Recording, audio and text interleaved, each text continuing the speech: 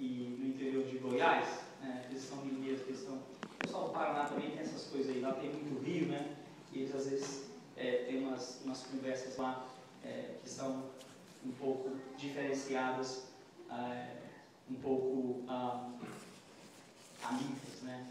E é interessante que nós, com aquelas regiões todas que nós temos no Brasil, às vezes nós temos umas regiões que têm umas coisas diferentes de outras regiões, não é isso? E quando nós temos essa dificuldade, essa diferença, nós temos, na verdade, como se fossem várias culturas, vários países dentro de um só. É praticamente igual aqui, né? E a gente, às vezes, passa por um lugar, passa por outro lugar, e as pessoas, às vezes, têm costumes diferentes, comem algumas coisas diferentes, elas também falam um pouco diferentes, e tem aquelas coisas um pouco diferentes naquilo que, na maneira delas agirem. Mas uma coisa diferenciada realmente é o Ceará, né? E o Ceará parece que é um lugar que caiu ali no Brasil de maneira também diferente. E Deus tem feito também uma coisa tremenda ali, porque vocês sabem que é um país, que é um estado, né, bem idólatra em algumas áreas, e agora principalmente, né, no Ceará tem corrido uma forte onda, não só no Ceará, como em todo o Brasil, uma forte onda do espiritismo, né? E você que está aqui, tem muitos parentes no Brasil, esteja atento a isso, quando eles começarem a falar muito com você, né, sobre dar, sobre doar, sobre participar, ser bondade e essas coisas todas, você começa a entender o que ele está tentando estudar. Mas o espiritismo no Brasil está saindo com uma linha diferente. E a linha que ele está saindo lá no Brasil é o seguinte: ele diz que os fracos vão desaparecer da terra. Os fracos vão desaparecer da terra, né? E é interessante nós entendermos isso porque nós sabemos que a Bíblia diz o que para a gente? Que os crentes vão ser o quê? Arrebatados da terra. Irmão, Satanás sabe que está chegando a hora dele. Satanás sabe que está chegando a hora dele. E ele já começa a falar ao povo brasileiro que os fracos vão desaparecer. Fraco não vai desaparecer. Quem vai sair da terra, quem vai desaparecer são os crentes redimidos pelo sangue de Jesus. A igreja de Jesus vai ser levantada, vai ser tirada da terra e o mundo vai passar aflições, né? Mas eles já começam a fazer essa mentira. Eu quero dizer para você o seguinte: em nome de Jesus, pegue o seu telefone, ligue para o seu parente no Brasil, fale para ele de Jesus. Fale para ele de Jesus. O inferno é um lugar tão tenebroso, irmãos, que nem o seu maior inimigo você quer que vá para lá. O inferno é um lugar tenebroso, que nem o seu inimigo você quer que vá para lá. Então abra a sua boca, ligue para os seus parentes e fale para eles de Jesus.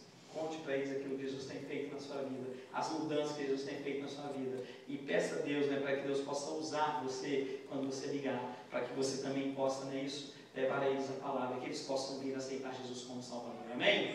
Amém, né? Nós vamos ser redimidos, nós vamos ser tirados aqui da terra, e quando pensar que não, quando os crentes saírem daqui, e o Espírito de Deus vai sair também, porque o Espírito Santo está dentro de quem? Está dentro de nós, né? Imagine o caos que vai ser essa terra.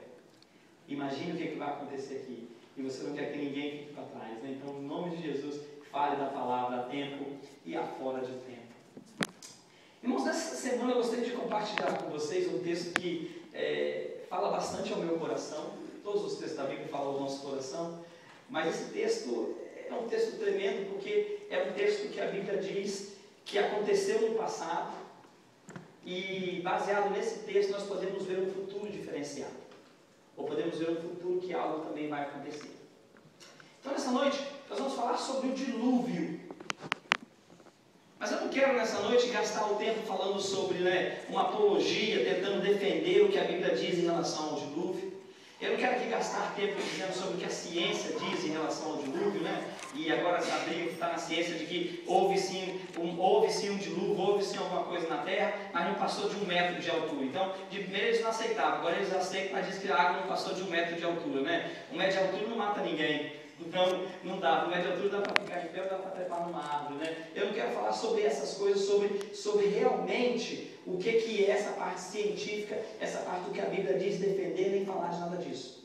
Mas o que eu gostaria de falar nessa noite é uma história bíblica da qual nós podemos aprender relações de conduta dos homens, uns para com os outros e uns para com os Deus.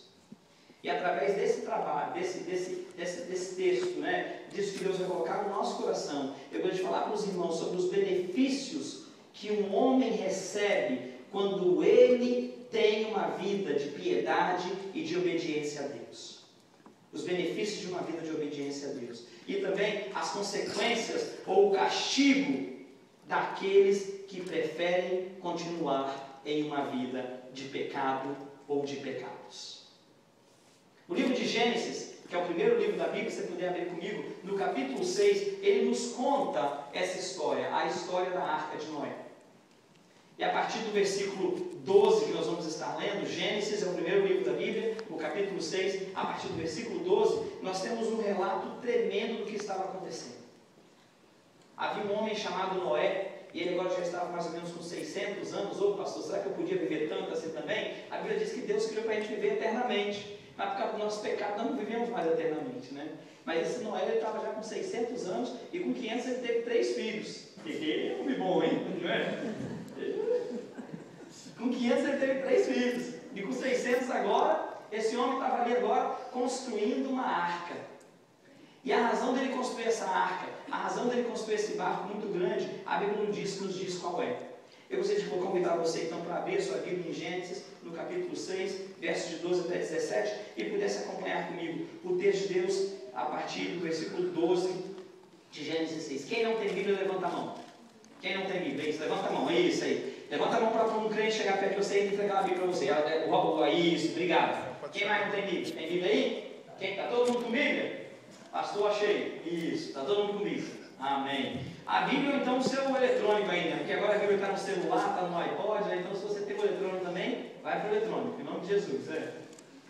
Gênesis, no capítulo 6, versos de 12 em diante. O texto diz assim, a minha leitura está na linguagem mais atual, a nova tradução da linguagem de hoje, e diz assim o texto: Deus olhou para o mundo, ou seja, do céu Deus olhou para o mundo, e viu que estava cheio de pecado, pois todas as pessoas só faziam coisas más. Deus olhou do céu e viu que a terra estava cheia de pecado e parecia que as pessoas só faziam coisas más. É assim também no nosso dia de hoje? Tem tanta gente maquiando mal, querendo fazer aquilo que não presta, aquilo que não é bom. Versículo 13 diz assim: Deus disse então a Noé: resolvi acabar com todos os seres humanos. A Bíblia diz que quando Deus criou o homem o quê? A sua imagem e semelhança. E agora a palavra de Deus diz que Deus, ele resolve destruir o homem e tudo que está na terra. E no capítulo 1 de Gênesis nós vemos que Deus criou o homem e viu que era bom. Deus criou os animais e viu que era bom. Deus criou as aves do céu e Deus criou também as plantas e viu que era bom. Mas agora, por causa do pecado, por causa da iniquidade, por causa da desobediência, Deus quer destruir aquilo que Ele criou e disse que era bom. Versículo 14, ele disse então para Noé: pegue madeira boa e construa para você uma grande barca, uma grande arca. Faça divisões nela e tape todos os buracos de dentro dela, colhe, ou seja, as madeiras dela, com pinche por dentro e por fora. As medidas dela, versículo 15, serão as seguintes, diz o seguinte: a medida dessa arca, desse barco, será 133 metros de comprimento, por 22 metros de largura, com 13 metros de altura. E o versículo 16 diz assim: faça uma cobertura por 13 de altura, faça uma cobertura para a barca, e deixe um espaço no meio. Construa 3 andares na barca e ponha uma porta num dos lados. Vou mandar um dilúvio para cobrir a terra, a fim de destruir tudo o que tem vida. Tudo o que há na terra morrerá. Vamos orar ao Senhor. Senhor, diante de Ti está a Tua palavra, diante de nós está a Tua palavra. E agora, Pai, mais uma vez, nós pedimos em nome do Senhor Jesus, Deus querido, que nós possamos nessa noite entender um pouco mais daquilo que o Senhor tem para nós, daquilo que o Senhor tem reservado para nós, daquilo que o Senhor tem preparado para os nossos corações. Jesus, que nós possamos, ó Deus querido, estarmos firmes na Tua palavra entendedores, ó Pai querido, de que o Senhor tem promessas, mas de que o Senhor é um Deus justo e um Deus que não falha com essas promessas. Ajuda-nos, ó Deus, em nome de Jesus, a posicionarmos, ó Deus querido, como pessoas que te agradam, como homens e mulheres que te adoram, como homens e mulheres que te buscam, e que o Senhor, ó Deus querido, tenha compaixão e misericórdia das nossas vidas. Ajuda-nos a entender esse texto, em nome de Jesus. Amém. Amém.